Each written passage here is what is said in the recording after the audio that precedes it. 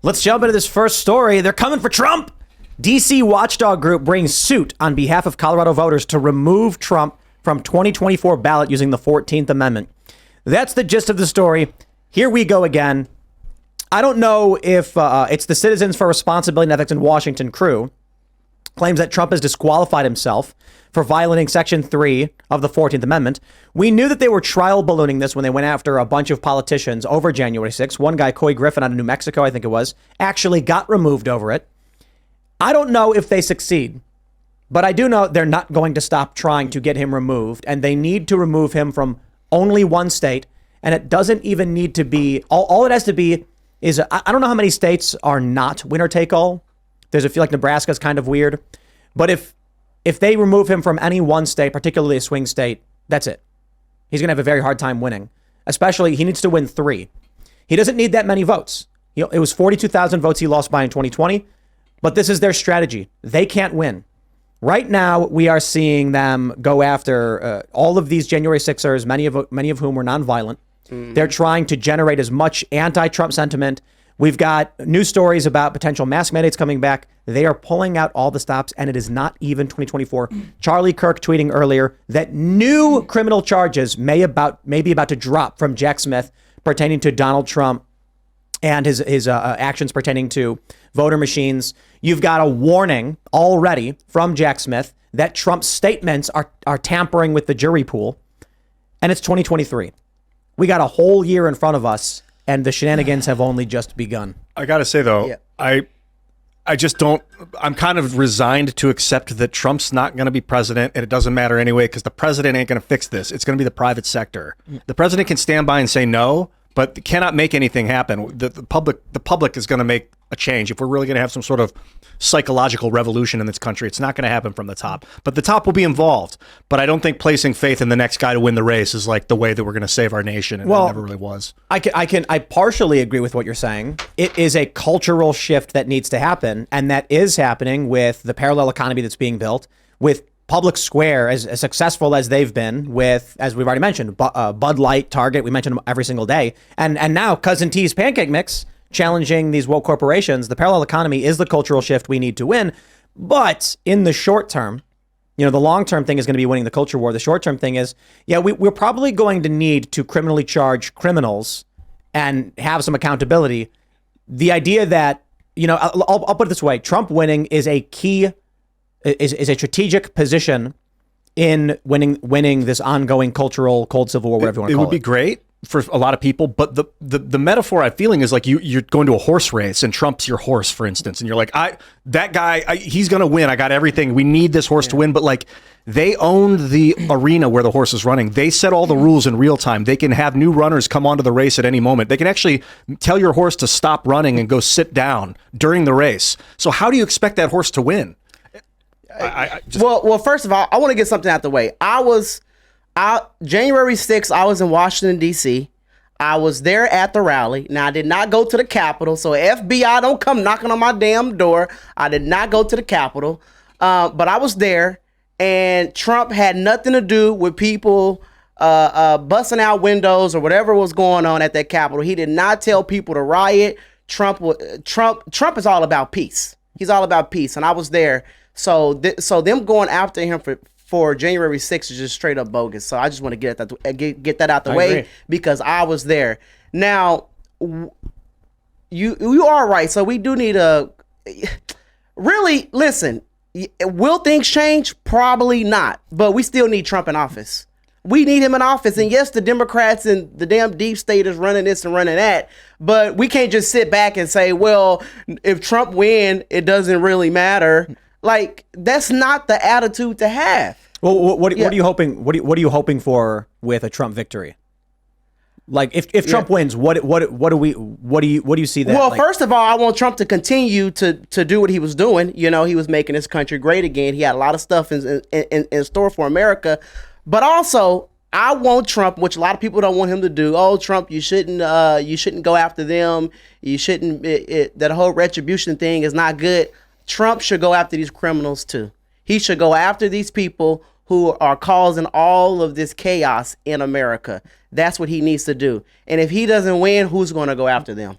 Vivek. I agree. We are in the I love the politicians are just saying stuff that they know they can't deliver on part of the election cycle where, and it is, as much as I do like Vivek, he's talking about, he's like, we need to ban social media until they turn 18. I'm like, that's unenforceable. You're not going to be able to do that. And that's the name of the game right now, is telling you that they're going to deliver on all of these promises that we know deep down. Maybe you get like what they make 10 campaign promises, you get 1 for 10. Yeah, 2 for 10. But in this circumstance, let's say Trump says he's going to do all. He's going to fire people. He's going to charge these people. He was talking to Glenn Beck. Glenn Beck said, "Do you go after these people?" And he's like, "Well, you have no choice based on what they've been doing."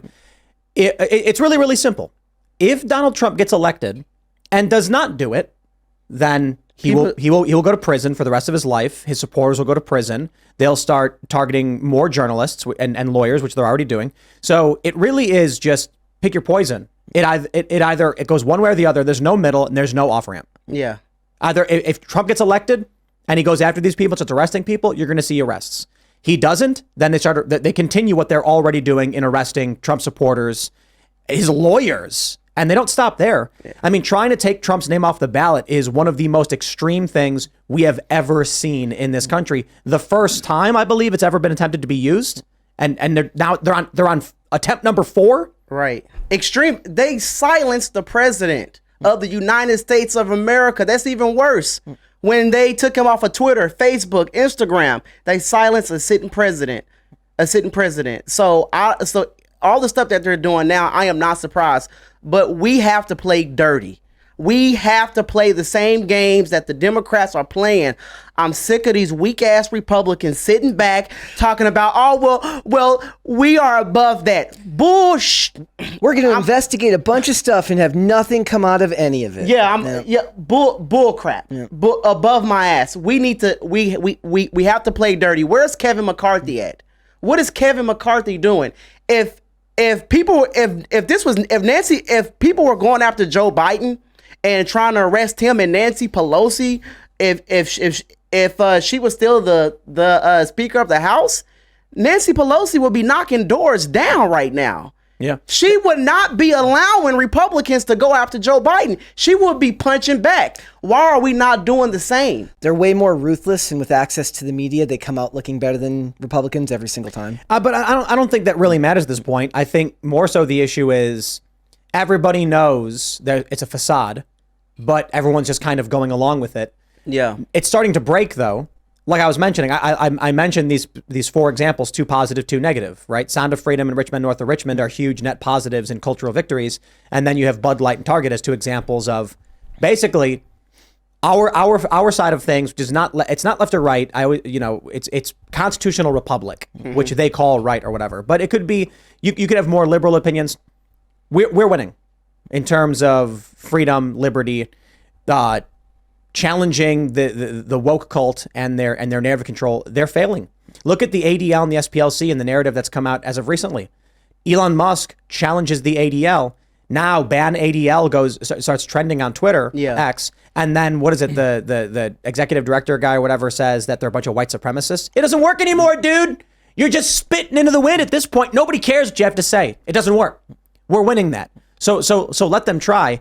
Their institutional control is failing. This is good news.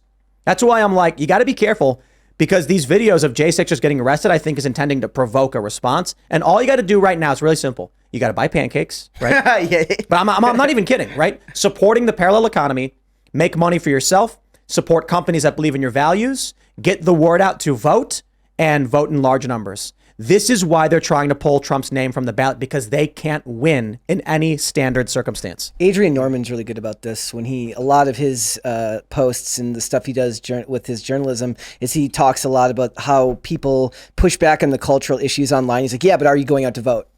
Right. Are you going out? Are you actually doing something? There's an old, there's a Sage Francis song from like 2001. He was super anti-war. And he's basically talking about how it's like they complain about the global war but can't overthrow the local joker that they voted for. Everyone wants to complain. Nobody wants to actually go to the ballot box and do something about it. Man, that bums me out. My experience with most people in my life. When I was younger, I wanted to open, I knew these guys had a little miniature warehouse with a skate ramp in it. And they were like, we all pitch in $100 and it covers the rent. And we can't afford it on our own, but together. And I was like, dude, we should do this. I go to my friends and everyone said the same thing. You build it and then I'll think about it. And I was like, dude, unless we stand up together right now and definitively state we will do this thing, it will never happen. But that was the attitude of everyone I knew. Yeah. And it's similar. I just use it as an example of how we see most things for a long time. You'd say, you've got to get out, go knock on doors. Someone else will do it. Let me know when you do it. If I see success, I'll consider it. Nah, we ain't doing that no more. Scott Pressler is out there knocking on doors and doing the hard work. We here at Timcast IRL, maybe we could do more. You can make that argument. But I do a morning show and a night show, 16 hours every day, talking about trying to build influence in telling people to be the change you want to see in the world. For everyone else, it's simple. Spend time sending out mailers, volunteer, do whatever you have to do, register people to vote, and then we win. Well, what do you say when people say, well, our vote's not gonna count? You got people saying that. Trump lost by 42,000 votes.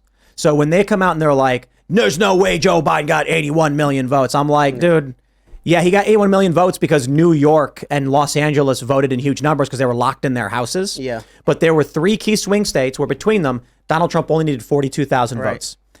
That's it. They don't have the same lockdowns anymore. People are pissed off at Joe Biden. His approval rating's in the gutter. If Trump supporters quadruple their efforts, not even, if Trump supporters just stick to their efforts, Joe Biden's vote count is going to go down. Exactly. You double your efforts, Trump's going to win by a healthy amount. Do you think that the reason why we're starting to see all the articles come out again about mask mandates is that they're looking to reinstate any type of lockdowns before the election? Yes, they're looking to steal the election. They're doing the They're cheating. Yes. Removing Trump from the ballot is cheating. They're going to use the mail-in ballots to cheat, but it's not going to work this time because a lot of Americans are not going to stay in their homes. They're not going to put on those masks. And I'm talking about people on both sides are not going to do that. So that's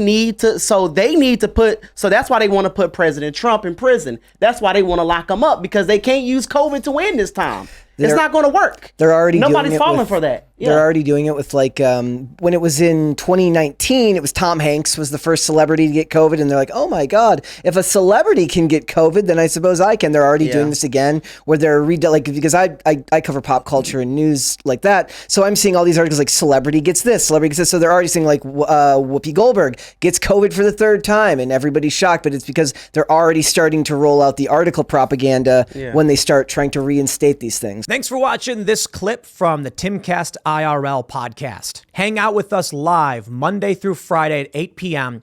and become a member over at timcast.com for uncensored, members-only shows exclusive. Thanks for hanging out, and we'll see you all next time.